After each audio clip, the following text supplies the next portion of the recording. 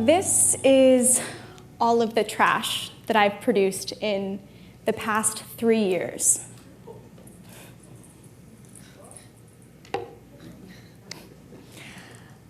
When I say that, people think that I'm crazy, or that I'm lying, or they'll ask me questions like, hey, so how do you wipe your butt? I live a zero-waste lifestyle, and I have for the past 3 years. Now, zero waste, that's a pretty big idea, right? So let me define it for you. To me, living zero waste means that I don't make any trash. So no sending anything to landfill, no sending anything in a garbage can, and no spitting gum on the ground and walking away, right? No trash. This is a big concept. And this all started when I was an environmental studies student at NYU. My senior year, I was taking a course called the Environmental Studies Capstone course, which is essentially the culminating course that all environmental studies students need to take in order to go out into the world and make it a more sustainable place. Well, there was a girl in this class, and every class she would have this big plastic bag with a plastic clamshell full of food, a plastic fork and knife, a plastic water bottle, and a plastic bag of chips. And she would eat all of this, and then class after class would just throw it in the trash. Now this was really frustrating, because here we were, these environmental studies students, trying to make the world a better place, and there she was, throwing all of this stuff into the garbage. One day after class, feeling still particularly upset about watching her throw everything away, I went home to make dinner. And I opened my fridge and noticed something that I had never seen before. Every single thing in my fridge was in one way or another packaged in plastic. And I couldn't believe it. You know, I was getting so mad at this girl for making so much plastic trash, and it turns out that I was just as bad. I was that girl. And so I made a decision in that moment. I was going to stop using plastic. Well, quitting plastic. Not so easy of a thing, right? When you think about your everyday life, you wake up in the morning, you go into the bathroom, and you brush your teeth. What is your toothbrush made out of? Plastic. What is your toothpaste probably packaged in? Plastic. Your face wash, your moisturizer, your contact solution. So many things that are in our everyday lives come packaged in plastic. And so I realized that if I was going to move away from plastic, the only way that I was going to be able to do that was to learn how to make my products myself. Well, I don't know about you, but I certainly didn't know how to make deodorant and didn't have the recipe just kind of hanging out in my back pocket. And so I realized that I had to do some research. And while I was doing research online, I came across a blog called The Zero Waste Home, started by a woman named Bea Johnson, who is a wife and mother of 2 kids out in Mill Valley, California. And the 4 of them live a completely zero waste life. When I learned about Bea and her family, my mind was completely blown. I thought that I was doing the best thing that I could for the planet by not using any plastic. But the idea that I didn't have to produce any trash was so empowering and so inspiring. And it made perfect sense, right? Because I was this environmental studies student, I cared about the environment, studied sustainability, talked about sustainability, protested for sustainability. But I realized that I wasn't actually implementing any of those values into my day-to-day life. And so I made the decision to go zero waste. So let me break it down for you and tell you about some of the things that I did in order to make this transition a little easier. The first thing that I did was I stopped buying packaged food. So instead of going into the store and buying things packaged in paper and glass and plastic, I started bringing my own jars and bags to the store to fill with bulk or package-free items. I also started buying my fruit and vegetables from the farmer's market, so package-free. The second thing that I started doing was I started making all of my own products. Before I started living this lifestyle, my boyfriend at the time used to brush his teeth using baking soda. And I thought he was probably the grossest person in the entire world, right?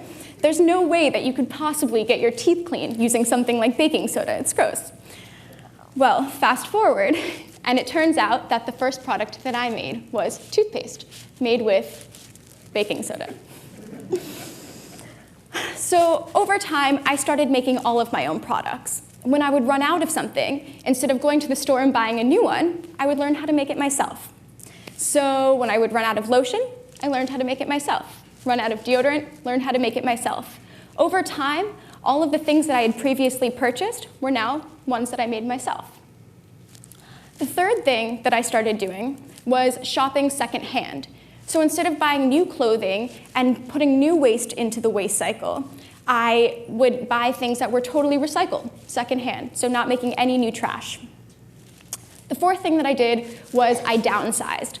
So I focused on having only the things that were truly necessary and that I really needed. Well, this was really, really hard because I'm the kind of person who's really sentimental, and I can tell you as to why a toothpick needs to be in my life. But after I really got through that process and I completely downsized, I realized that I had so many fewer things in my life, my home was less cluttered, and everything was easier to clean. And when you have fewer things, you realize that you take better care of them, right? So when you take better care of your things, you don't have this mentality like, oh, if I don't want this anymore, I'll just throw it out and get a new thing later. No, I only had a few things, and so I took care of them and wasn't sending anything to landfill. All this must sound pretty difficult, right? I assure you, it's not that hard. I'm just an average, lazy person, and I wouldn't live this lifestyle if it was difficult. In fact, the benefits of living this lifestyle far outweigh any of the negatives that you could imagine. The first benefit is that I save money. So I save money when I buy my food and the products, and when I make my own products, because I'm not paying for the embedded cost of packaging, so things are cheaper. I'm also saving money by shopping completely secondhand, because secondhand clothing is usually less expensive than new clothing. I'm also saving money because I've downsized, and so I don't go shopping all the time now and just buy things on impulse. I only have what I really need. The second benefit is that I eat better. When I go shopping now, I don't have the option to buy processed food products package-free. And so now my diet consists of things like fresh fruit and vegetables, or bulk grains and nuts that I buy with my jars and my bags. And so when you eat better, you feel better. I've noticed that over these past few years, my weight has stabilized, I have more energy, I need less sleep.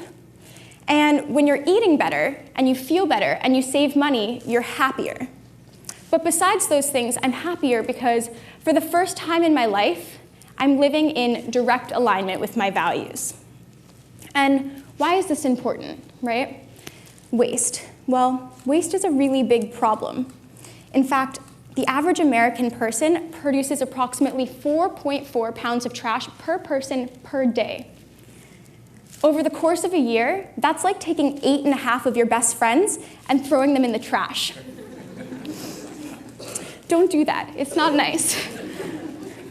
So if you care about your friends and you don't want to throw them away, and you think that it's possible for you to possibly reduce how much trash you're producing, I have 3 simple steps for you. The first step is to actually look at your trash and understand what it is, because you can't solve a problem of having a lot of waste until you know what it is. So when I did this exercise, I realized that I had 3 main sources of trash. The first was food packaging, and so I learned how to shop in bulk or package-free.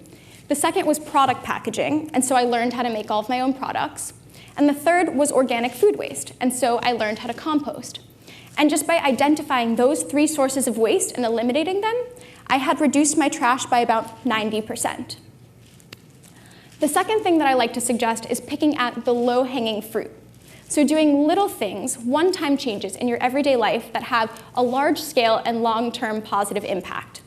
This includes things like using a reusable bag instead of a plastic or paper bag, or using a stainless steel or glass water bottle instead of buying plastic water bottles. Over the course of, however long, you realize that these little changes actually add up and make a big difference. The third thing that I like to suggest is the DIY, or actually learning how to make your products yourself.